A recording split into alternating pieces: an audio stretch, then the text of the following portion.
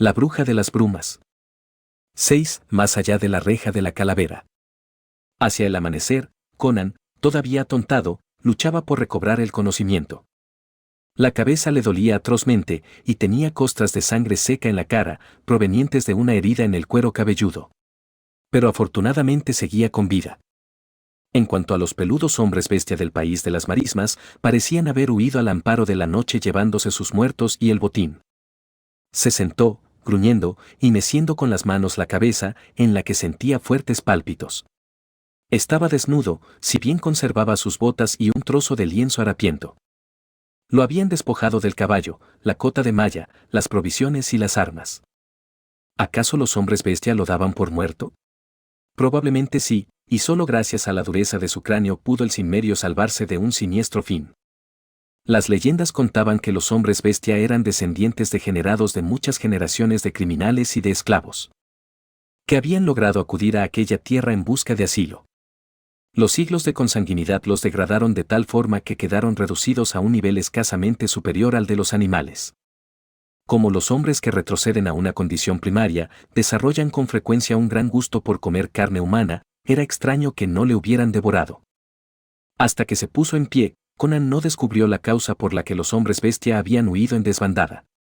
Grabada en los enlodados pastos y muy cerca de donde lo derribaron, estaba la marca de la mano blanca. No tenía más remedio que seguir andando. Fabricándose un macizo garrote con la rama de un árbol doblado, el corpulento Cimmerio se dirigió hacia el noroeste, siguiendo las huellas marcadas para él por la mano blanca. En su país natal, cuando era un muchacho salvaje, había aprendido a vivir aprovechando los frutos de la naturaleza. Como rey de la opulenta Aquilonia, le quedaban muy lejos ya aquellas lejanas épocas en que tuvo que cazar y matar para lograr el sustento. Se alegraba al comprobar que aún conservaba su antigua destreza. Improvisó una honda con una tira de paño que se arrancó del taparrabo y cazó aves acuáticas con piedras. Puesto que carecía de medios para encender un fuego, desplumó las aves y las devoró crudas. Cuando los perros salvajes lo atacaban, los alejaba a garrotazos con la fuerza hercúlea de sus poderosos músculos. Con unas ramas cortadas, se procuró ranas y cangrejos en las fangosas charcas. Y mientras tanto, seguía avanzando por un tortuoso camino. Tras un tiempo que le pareció interminable, llegó al límite del reino fronterizo. La entrada de Hiperbórea estaba marcada por un curioso monumento, concebido para infundir miedo en el corazón de los hombres.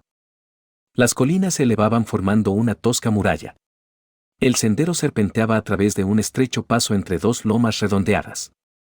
Empotrado en el flanco más cercano de una de las lomas, se veía un extraño mojón blanco grisáceo que brillaba en la oscuridad y la humedad de Hiperbórea. Cuando se hubo acercado lo suficiente como para observar de qué se trataba, se detuvo bruscamente, cruzando sus fuertes brazos. Era una calavera con forma humana, pero mucho más grande que la de un simple mortal. Su aspecto hizo que se le erizara el cabello de horror y recordó sombríos mitos de ogros y gigantes. Pero al analizar más detenidamente la amplia superficie de hueso, en sus labios se dibujó una tensa sonrisa.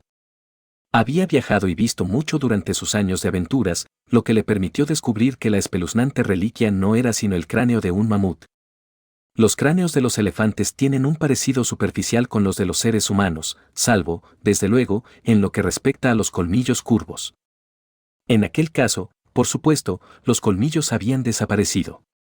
Conan sonrió y escupió despectivamente. Sus esperanzas renacieron, pues pensó que quienes emplean trucos para inspirar temor supersticioso no debían de ser invulnerables. En la frente de la calavera del mamut había pintados enormes signos de la escritura rúnica hiperbórea. En sus múltiples viajes, Conan había logrado aprender rudimentos de muchas lenguas. Con alguna dificultad, pudo descifrar la advertencia contenida en aquellos toscos caracteres que decían: la puerta de Hiperbórea es la puerta de la muerte para aquellos que osen atravesarla sin autorización. Conan gruñó despreciativamente y traspuso la entrada, se encontró de pronto en medio de una tierra de brujería. Más allá de la reja de la calavera, la campiña se convirtió en una llanura desierta, interrumpida por colinas desprovistas de vegetación. Bajo el cielo encapotado se veía una tierra pedregosa y desnuda.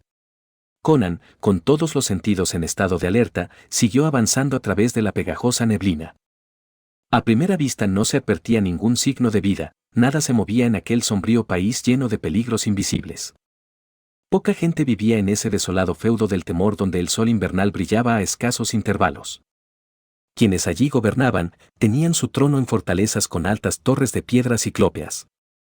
En cuanto a los pobladores comunes, siervos miserables apiñados en desmantelados cobertizos, ganaban duramente su diario sustento trabajando la tierra estéril.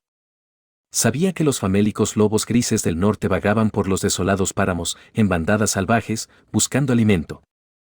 Y que el feroz oso de las cavernas hacía su guarida en cuevas de piedra bajo cielos siempre tormentosos.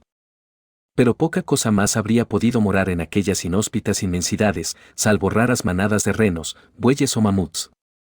Conan llegó por fin al primer torreón de piedra, sabía que la ciudad se llamaba Sictona. En Asgard había oído sórdidas historias acerca de su sádica reina, se rumoreaba que vivía de sangre humana. Siguió su camino bordeando Sictona, en busca de la siguiente ciudadela montañosa. Después de un lapso de tiempo interminable, divisó la tétrica mole de Pohyola, cuyas anchas torres apuntaban hacia las estrellas. Desnudo, famélico, sucio y desarmado, el indómito sin medio echó una mirada furiosa a la fortaleza de los hechiceros. En algún lugar de aquella fortaleza de negras piedras estaba encarcelado su hijo mayor. En algún lugar de aquel oscuro y laberíntico edificio, tal vez lo acechaba su propio fin.